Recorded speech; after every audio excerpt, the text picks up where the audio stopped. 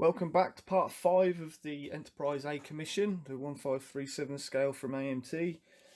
The last couple of episodes were covering how to make some really basic moulds and cast up some replacement parts that the kit was missing. So here we are. I've got the full set cast that's needed. We'll start off with this deflector dish. There we go, nice bubble-free casting as you saw before. I've sanded it on the back, like flat sanded it along the back, took a little bit of thickness away, and like rounded it off around the edge so it fits this housing part nicely, so it sits in there nicely, sitting at a decent depth. The camera does not want to focus on it for some reason. Never had this trouble before. I think I need a new phone. Anyway, so yeah, that part sits in there nicely. There's plenty of space back here if I need to add any more diffusion. I'm not likely to, but won't really know until we start putting some lights back there. But in any case, there's plenty of room to do that. Just as a quick aside, I was going on earlier about, or in the previous episode, about having to pressure cast and how important it is for urethanes. So obviously this part is nice and clean, there are no bubbles. This is a part that I just threw some resin in whilst I was making these and left it to cure in normal atmosphere without pressure casting it. So there you go, that's plain as day what the difference is. If you're doing urethanes, you're trying to cast clear parts, a pressure pot is absolutely essential. There's no way that you can stop this kind of thing from happening. It's just a result of the chemical process and the exothermic process that's going on. These bubbles weren't in the resin when it was poured, they happened during the cure. So there you go, that's good evidence for you. So get yourself a pressure pot if you're going to be doing this sort of thing regularly. Obviously it's not an issue with the opaque resin because what bubbles there are, and believe me they are in this part, you just can't see it because it's, you know, it's not clear. If this was clear you would see just as many bubbles, but there we go. The baby powder trick helps keep those bubbles away from the surface somehow by some magic, can't explain it, but it works. I saw that on Steve Neal's channel many years ago. I learned a lot from Steve Neal, so thanks Steve. You don't know me, but I definitely know your work, so thanks a lot for all of that. Anyway, carrying on. These are the side walls for the windows on the saucer, lower saucer. So these will just drop straight into place, and I'll mask off the window positions and treat them as if they were filled windows from that point on, and, you know, cover them with light block primer and build up the paint, and then when the window masks come off you get your lit windows.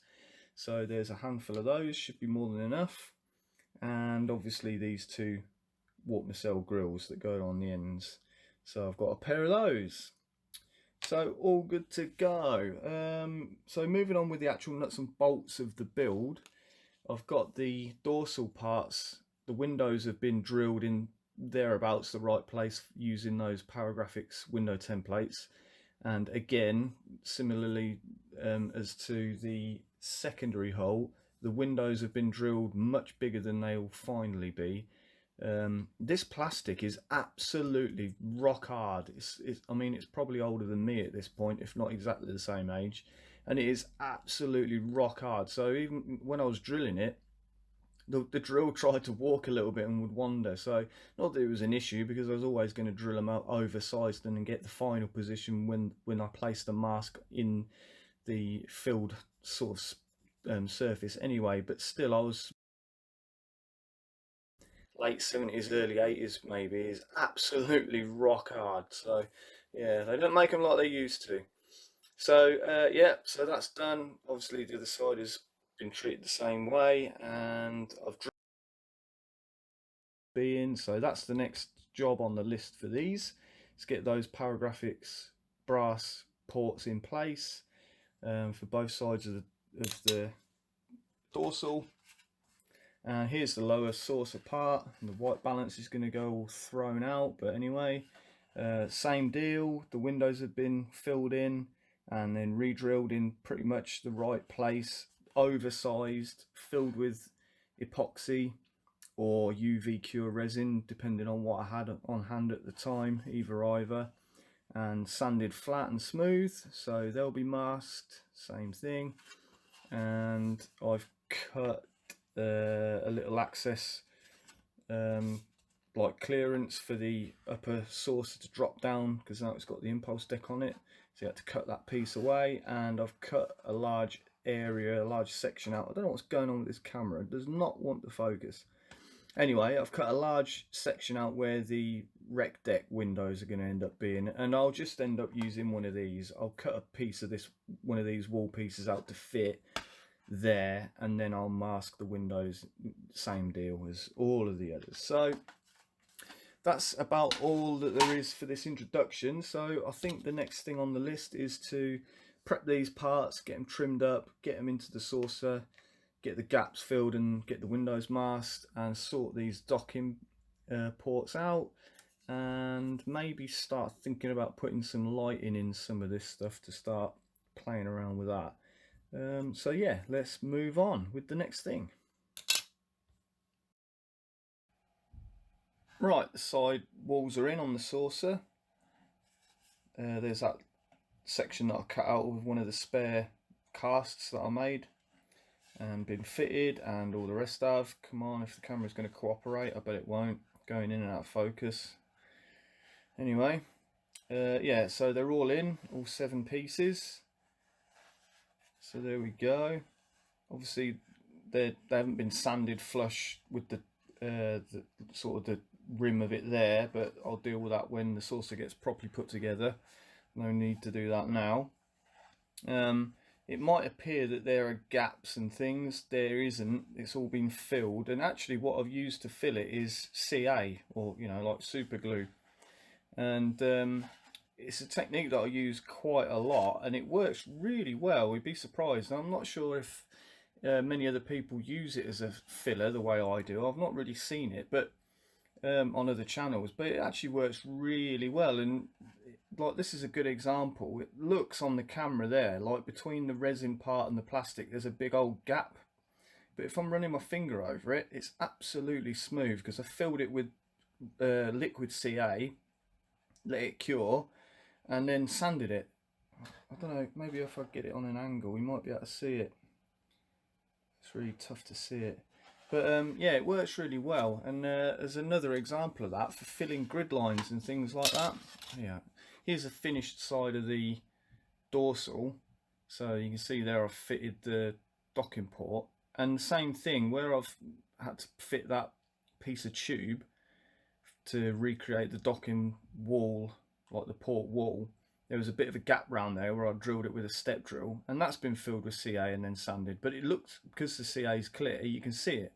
You can see where the material is, but it's actually dead smooth. There's no space there anymore. And when I cover this with primer, it will just disappear. And I use that technique as well for grid lines, like I just mentioned. That needs to be a clean up there. But this grid line that you can still see next to my thumb, that's one of the original kit grid lines, which was in the wrong place. And although you can still see it, you can't feel it anymore. It's absolutely dead smooth. And I've re-scribed the grid lines in thereabouts the right place relative to the new window positions. So it works really well. And here's the other side dorsal, and that's just an example. I've left this.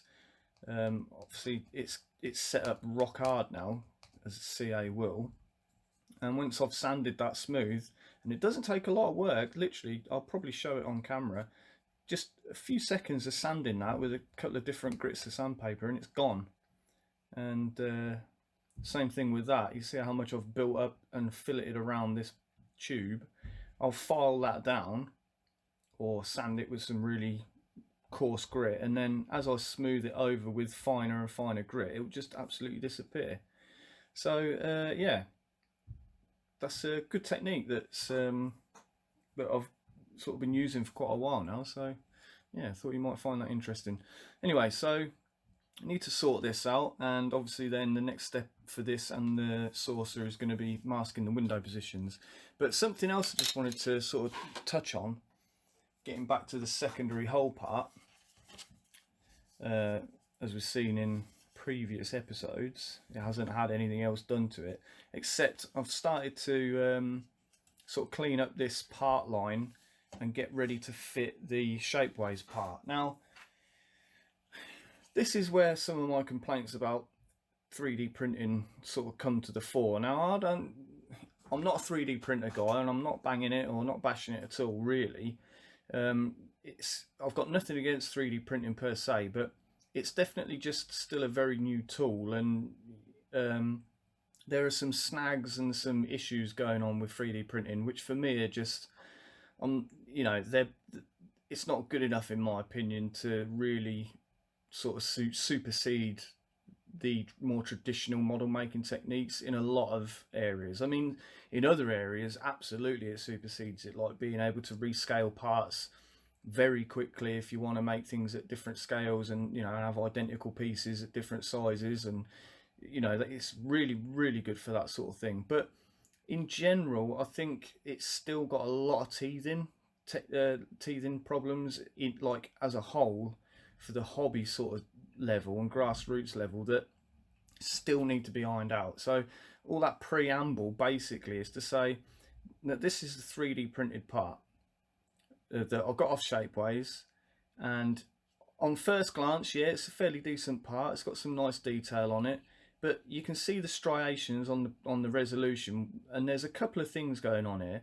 One, it's the build lines, however this was printed. I don't know what Shapeways used. And this part was built like, or bought rather, and the only option was sort of high grade or fine resolution, or you know, whatever the option was. So it's not like I've bought a low resolution part. I bought the highest resolution that I could get, and look at the build lines on that. I mean, this thing is, and the detail is pretty small. It's pretty fine. So obviously I can't put that just as it is on here, because it's going to stick out like a sore thumb. This is going to be perfectly smooth, so this needs to be as well. So there's a lot of surface prep to do with that. Yeah, fine, I know it's 3D printing, you have to, you know, it's part of the game. Yes, it is. That's fine. Build lines, whatever, I can deal with that. But look at this. See these panels? See these facets? That's not build lines, that's polygons. Now that was in the actual digital file, which means, like, to me, and I'm very much not, like I've said, I'm not a 3D guy, I'm not really a CAD guy, but even I know that that is a pretty low resolution, like, polygon count to get this sweeping curve. So all of that needs to be filled and sorted out. Now there's a lot of filling and sanding going on for a part that's supposed to be pretty much just drop in and go. Now, I produce parts myself for the Enterprise D kit, and I would not let that go. If I was making these parts, I would not expect the guy who's bought this for, like, I think this might have been like close to 20 quid just for this part. I would not sell this for 20 quid and let the guy finish this, because to me this is a very unfinished part. This is like a mock-up or a prototype that needs a lot more work before it's sort of saleable. There's a few issues with this part, and some of it's due to just because of the nature of 3D printing, and some of it isn't. Some of that is just the file needs more attention before it gets printed. And another issue that I've got with this part is that if you line it up with the center line, this is going to be hard to sort of indicate, but look at the edges where it should follow this edge and this edge. The part is far too big. It doesn't match the contour of the kit part at all. It's way too wide by about, if I line one corner up, look how far the right side corner, that's probably like 3.5 mil. That's way too big. It's too wide. Now there's no two ways about it. I have to either now match the kit part to this, or this to the kit part, or split the difference in between the two. And that means either a lot of filling and building up putty and having kind of a weird contour where it sort of gets skinny and then flares out again, or I have to sand all of this and re-sculpt this entire back part of this fantail. Now for me, that's probably the better way to go, because I don't want that weird sort of hourglass contour going on along this back edge. But again, this part is printed so thin, you can see where I've had to fill it and put a load of epoxy putty in there just to give myself enough material so that when I've ground this back to match the dimensions of this, I've still got material there without blowing through the plastic and having no more material. Because if I hadn't have done that, there isn't enough material in the part as it comes to achieve that. I can't sand it that much without blowing through it. So, and again, here we go, look, here's some more build lines. This just, yeah, I'm not convinced on the whole with some 3D printing, or at least if you're going to be selling parts, it needs to be better than this. I mean, the detail, fine, it's good detail wise, that matches the studio model, but yeah, yeah. Anyway, I'll stop complaining about it now. So there's a lot more work I need to do with this part before it'll even fit where it should fit, and that to me isn't good enough. It should fit pretty much straight out the box, with obviously a little bit of fitting to do where the join is going to be, but not like completely changing the dimension of the part just to get it to fit. That's just not good enough. Anyway, that's my rant over for this one. So I'm going to move on with cleaning this up, and I might film it while I do it just so you can see what I'm doing. I mean, I'm sure everyone knows how to sand. I'm not, you know, try and teach anyone how to suck eggs, but so yeah, I'll stop waffling and we'll get on with this build anyway. So see you in a sec. Right, now, like I said, at the risk of teaching you how to suck eggs, we're all going to watch me do a bit of sanding, because, you know, being model builders and that, there's one thing we are all very familiar with. It's rubbing stuff with abrasive paper. But basically what I'm going to do is just rub down this CA where I've built it up to fill in those grid lines and get rid of this excess tube. I just fitted this following the instructions on the Paragraphics photo etch set, so you know there's no groundbreaking techniques there. It's just a case of punching a hole in the kit plastic, getting the right size plastic tube to rebuild the inside wall and fit the brass part to the back of the tube and glue it in place. And then I've filled it with a load of CA like I described a few seconds ago, and now I'm going to sand it down for you in front of your very eyes. So I'll make my own sand sticks because I'm cheap, and so this is 80 grit paper, and it's just double-sided tape stuck to a piece of wood block, and then I've got some smaller ones made out of lolly sticks with different grits on both sides, and I try to pair them up in sequence as well. So I've got 180 to 240, 80 to 120, 320 to 500, etc, etc. So feel free to follow that example. So here we go. So I'm going to get rid of this tube to start off with. Just knock it back real quick with this 80 grit.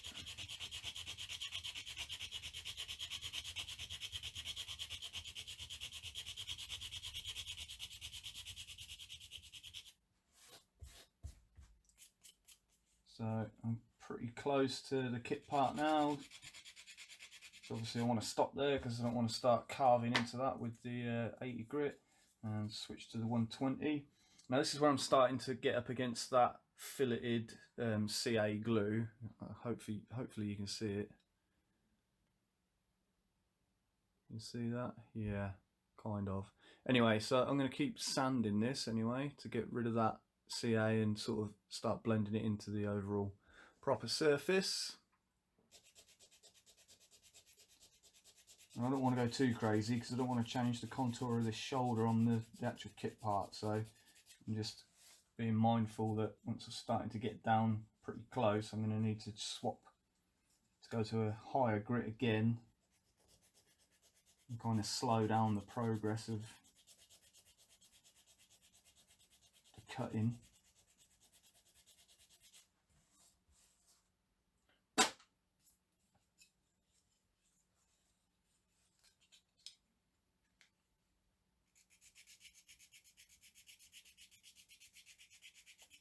Another benefit we use in sanding sticks is that you get a very even surface when you're sanding it. You don't tend to put in parts sort of waves and lumps and bumps the way you would if you were just using your thumb and a sheet of paper. Rubbish out of there. so we can see a bit clearer what we've got. So you can see how it's already starting to smooth out really nicely. So next one, 180, less pressure this time. I'm trying to keep it flat and flush on the surface as well as I can, you know, over the part. I'm not sort of doing that with it and rolling it. I'm just trying to keep it face to face.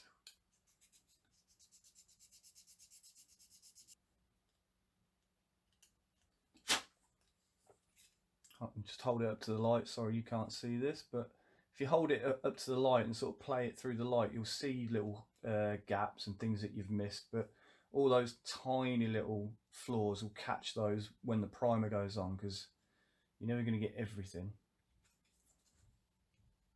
in the first pass. You have to sneak up on it, as we all know.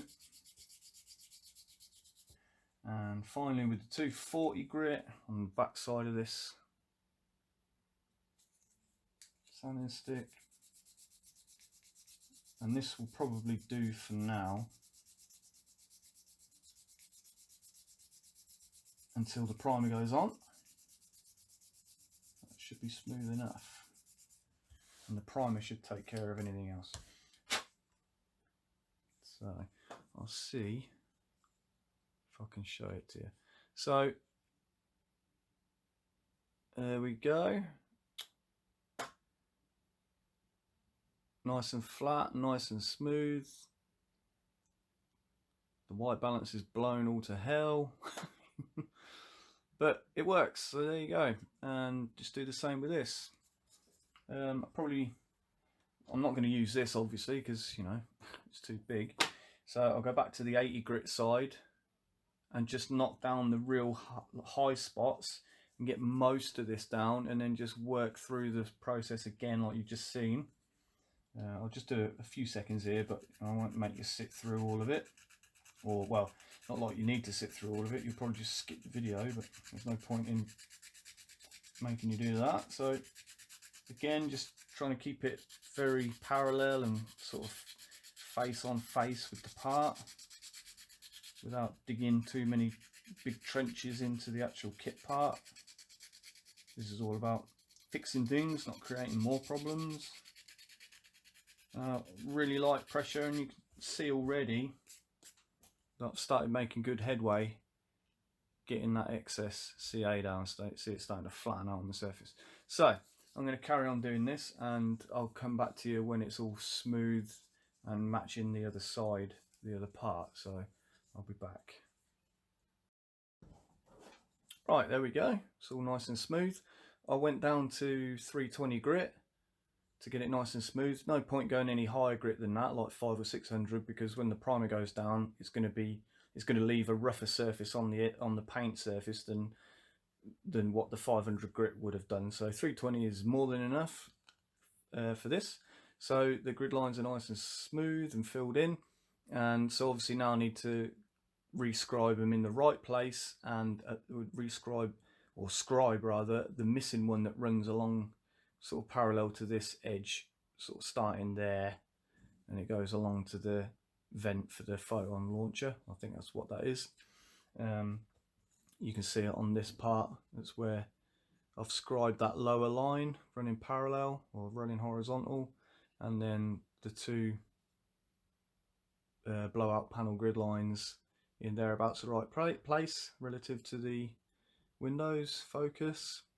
Right, so this is where another benefit of using CA, particularly for when you're re-scribing lines that are going to either intersect or run really, really close to an original like field line, is that the CA will withstand the re-scribing happening near it or over it without flaking and breaking out. So you can just about see the remnants of one of the original lines there. Obviously this line was re-scribed into the raw plastic, but this one was scribed over the top in some areas and then just crossing over one of the original lines, which wasn't square. this is square. If I'd have used a soft filler, like a soft material like this Perfect Plastic Putty, which is a really good filler, but not for this application. It's got its uses, but not specifically for this, in my opinion. If I'd have used something like that to fill this line and then tried to re-scribe a new line going over it or near it, it would have flaked and broken out, and it would have left a really messy looking scribe line, because I'm scribing hard plastic, then it'd hit very soft filler, which would peel out and get picked out and flake away and break out, and then it would hit plastic again, and you'd end up, where you're crossing over those different hardnesses of material, you'll end up with a wavy line, because the tip of the scribe tool is going to want to follow the path of least resistance. So this is where the CA really comes in handy, because it's just as hard, if not a little bit harder maybe, than the kit plastic you're using. So it's really beneficial to use it. So yeah, grid lines. So let's put this away. To get my position for these horizontal lines, I can either measure what I've got there, which is probably what I'll do, or go back to the reference and double check. But since I've done it once using the reference, I'll just repeat the measurements and copy them onto this side. Now these scribe lines have been scribed to match the width of the decal that will go there, the HJ Modelworks decal. I've scribed the lines at the same width, so when I fit that decal I know it's going to fit. I can't remember what the dimension is, but obviously I'll just repeat it for this part. So to get square, like a square straight line relative to these scribes, because I'm going to assume, you know, you have to make some assumptions when you're doing this sort of thing. I'm going to call this like my true horizontal line. These have to be exactly perpendicular, like a 90-degree angle, dead square. So I've cut a piece of plastic, and this angle is square. I cut it using a machine square, so I know it's good. And basically all you do is you line it up with whichever dimension or whichever guideline you're using. Get it in frame like that, and I know now that the vertical line is going to be square with this horizontal. So that's what I'll do. I'll pencil it in and just make sure I'm happy with all of the positions, and then I'll scribe them properly with this. This is a Alpha PCL. You might have seen me use this in other videos, but it's the blade tip is designed to do this type of work. It cuts very nicely, and I highly recommend these. The Tamiya Scribe 2, just as a quick aside, Tamiya Scriber 2, the blades are made by Alpha, and it's basically a smaller version. See the blade? They're the same. There you go. And Alpha make these blades. So when you're buying a Tamiya Scribe, what you're actually doing is buying an Alpha one. So I would suggest getting one of these, because they're a lot cheaper than these. Anyway, so let's get on with some scribing. Maybe I'll put the camera in a bit better position so you can see what I'm doing. Right, first things first, let's get some measurements. So this is the one I've done already. I'm going to measure from this corner to the innermost line, the one that runs right next to the windows, and then from the innermost one I'll measure that dimension to get our second line, and obviously then get the measurements for that. So what are we saying? I bet you can't see that. Yeah, you see that? I call that 407 mil, or 40.7 centimeters. So find the same point on this one. 407.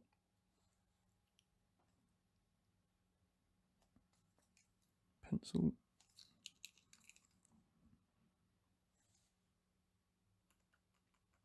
There. and the width of the actual blowout panel is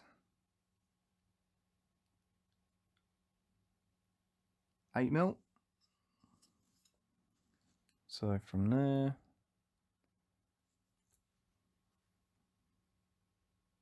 eight mil. So there you go. So you can see this is where the issues come in using softer materials and mixing your materials. I'm going to need to scribe a line right through this epoxy, because obviously I've drilled these out way bigger than where the windows actually need to be. So the window mask is going to be somewhere here ish for these. So I'll get that drawn in and make sure I'm happy with it. If need be, I might budge it over just a little bit, just to give me a little bit of room to play with, and you'll never notice it anyway. I bet the original in exactly symmetrical. And yeah, so here is a good example where that new scribe is going to be. It's going to follow this original one mostly, but I bet this isn't square. So by the time I've got my jig in there and I've drawn it out square and I've scribed it square, I bet my line deviates from that slightly. And again, like repeating myself, but if this was a soft material, when I come to scribe that, the edge of the blade will pick out and start to dig out the soft filler material rather than skate across it and cut into the plastic where I want it to go. So anyway, so let's get my nice square jig, and I might end up blocking some of this, so I apologise, but it can't be avoided. And I'm gonna line it up with one of these horizontal lines, get it nice and square.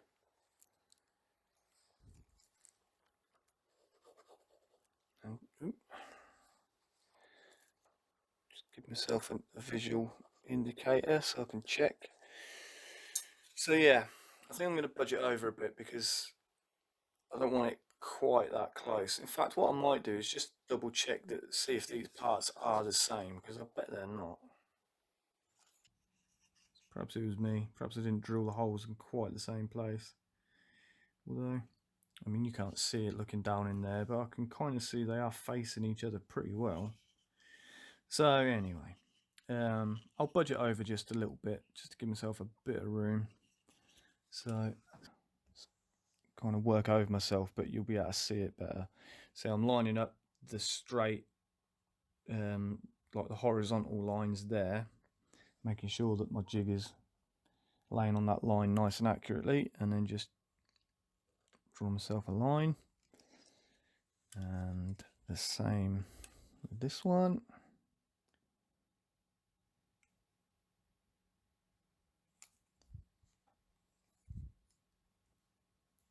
It's a bit awkward for me, but you can see it a bit better if I do it a bit cack-handed. There we go. So that's where the grid lines are going to go, the vertical ones at least. And we'll do this one in a minute. We'll do that, the long sort of parallel one. We'll do that in a sec. We'll use vinyl to guide the blades. So now it's just a case of getting a straight edge and following our pencil line, and start off with, you just really lightly. Now you're going to notice that because of the geometry of the blade and that shoulder, I can't get anywhere, I'm going to get sort of there. I can't get right into that corner. So what I'm going to do is actually attack it this direction and go really gently. So I try not to block it, but I can't see what I'm shooting here while I do the job, so bear with me. Now the first couple of passes, you just go really light. If you've never used these sorts of tools before, you just go very gently, and what you'll see is a tiny little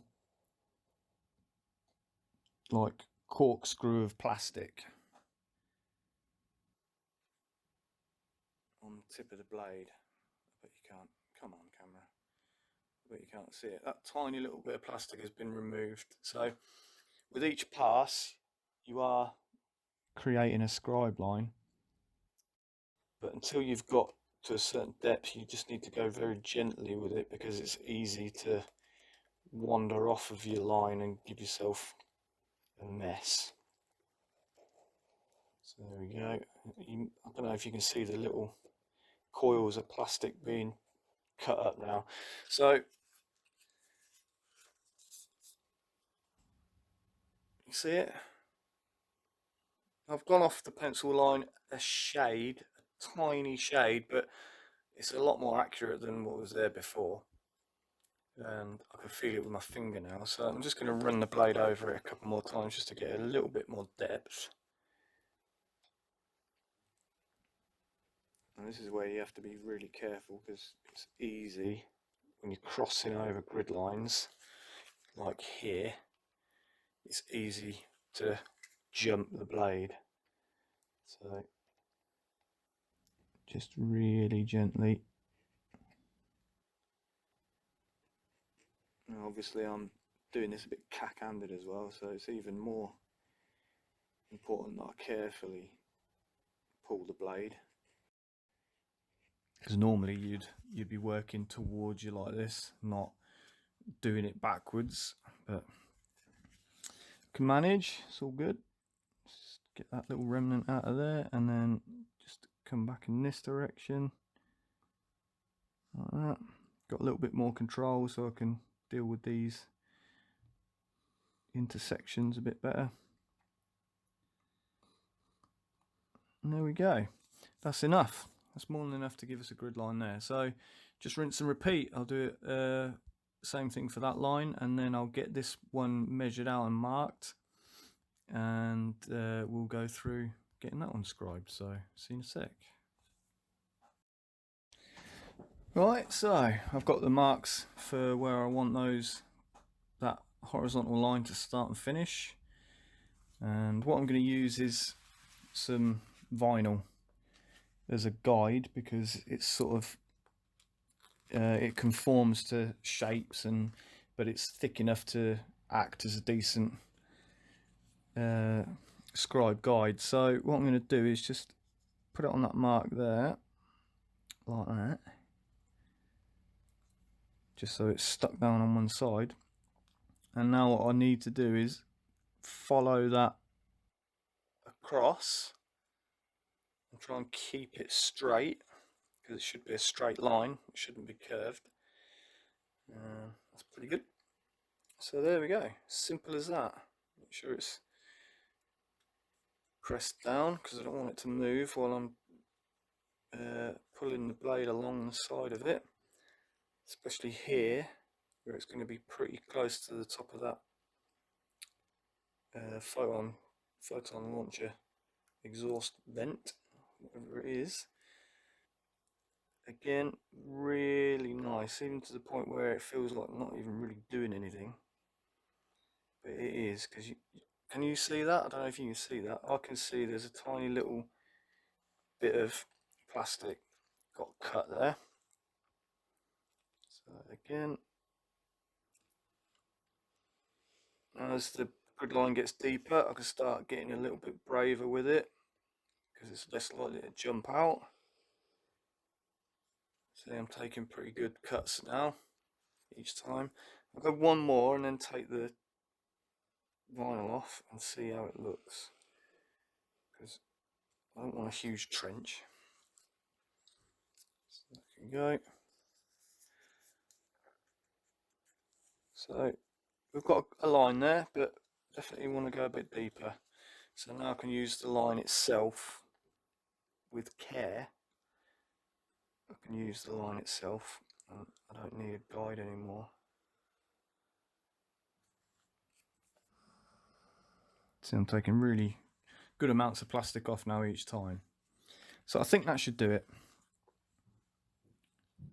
Can you see the line? Yeah, there you go.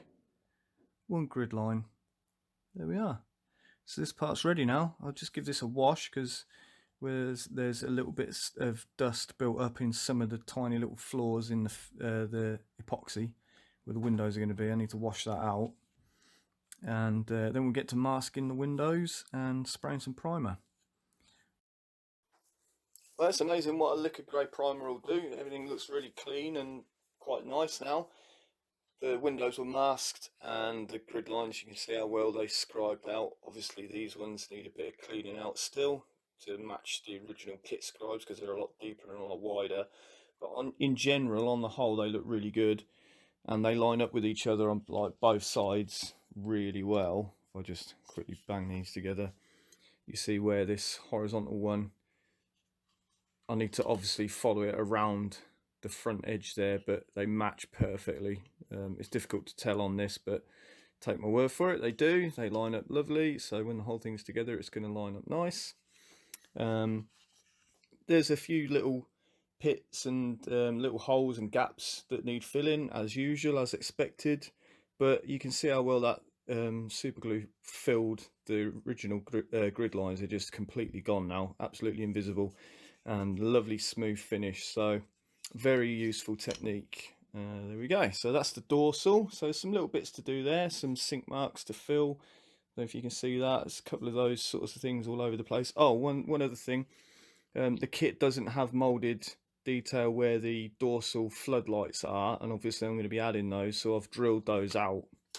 I've cut those holes. You can just see it there where my finger is, and so yeah, I'll be putting some kind of light behind there to splash that flood up there. We'll think about that another time. And here's the upper saucer part. On balance, it's not too bad. I think I'm going to leave the grid lines as they are, apart from these RCS, because they're way too big, so they're going to get filled in, and I may re-scribe them at the right size. I may not. I'm not sure. The decal itself might be enough at this scale, but I'll decide that a bit further down the road. Here's another shapeways part showing the same issues I was complaining about earlier. Now this, see this surface imperfection? You would think that that's primer being bombed onto it, but it's not. There's barely any primer on this. If I was to shine a light behind this, which I can't do at the minute because I don't have one, you would see how little primer is. That is actually the part. So, and there as well. So yeah, on the whole, I'm not impressed with these shapeway parts considering what they cost. So, but we're too far down the road now. I'll just have to make them work. And again, you can see some facets there where the polygon count is quite low. So yeah, not great. Not great at all. Probably won't be getting these again. Well, I say probably, I definitely won't be getting these again. Oh, there you go. You can just about see some light coming through there. So that's how thin the primer is. So that is not too much primer. That's not paint buildup. That's just the part. So yeah, if you're getting these types of upgrades, I would steer clear of these shapeways ones, to be brutally honest, and I would stick with Lake Monster's resin ones, the old DLM set that are being re-released by Cass Swenson at Lake Monster. He's taken on Don's old product lines and he's slowly bringing them all back to market with some upgrades. Now that wasn't an option for me at the time while we were sourcing parts for this, because some of the parts weren't available, so had to go the shapeways route, which is a bit of a shame now looking back on it, but there you go.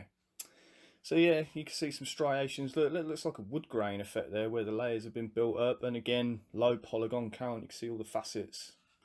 So yeah, not impressed. Anyway, finally, the lower saucer part. Again, on general, these grid lines aren't too bad. Now I can get a really good look to see what had been done on this part in the past and what needs to be done on it. These, I think they're the landing feet. The original ones have been filled by whoever handled this kit before, and some lines there have been filled. And so the same needs to be done with all of these, because they're just the wrong shape. The landing feet and some of these other panels, they're the wrong shape. So what I'll probably do is fill in all of these extra paneling detail lines and re-scribe them at the right size and shape, etc. And so yeah, that's about all that's said for this part. Oh no, sorry, no it's not. You wanted to look at these window inserts. If the camera will focus, and there you go.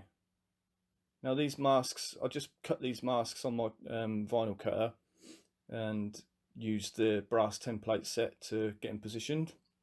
rather than drilling them. I use them as markers for the masks. And again, there's some sinkholes to fill in, but again, look how cleanly those parts have gone in using the liquid CA as a filler. I mean, obviously there's going to be some pit marks, and a couple of them do have some trace faint lines that need to be filled, but nothing that can't be dealt with very quickly. So yeah, there you go. So all looking good. One last thing to say about this is these windows, if you use the Paragraphics brass, that's wrong. That's not how these windows are laid out. Focus. So that's a bit of a pain, and I should have double checked it, but I kind of took it on took it for granted that they would be right, but they're not. There's actually an extra window needs to go on the far edge each side. Yeah, there needs to be 8 windows here, not 6, and the spread is too wide as well. They're actually more close to, oh my god, this camera is terrible. They're actually closer to the spread of these ones. Just instead of the elongated window there would be a circle. So what I'll have to do now, take these masks off, sand this back again, remark and re-drill properly where the windows should be, fill them out, and go through that whole routine again. So pain, but never mind, it's got to be done, so no use putting it off. So there's plenty to do, so I'm going to crack on with all of that. So I think the next video is going to be, I've got a new phone which has a much better camera, and so the next video hopefully will be a bit of an improvement in the focusing issue and the audio dropout that keeps happening. I don't know what's going on with it, but the phone's quite old, so she is going to be retired and my new phone will be taken over. So all that being said, thanks for watching. I'll see you in the next video, and hopefully there'll be quite a leap in progress by the time you get to see it, because I need to start cracking on pretty big time with this kit. So thanks for watching. I'll catch you in the next one.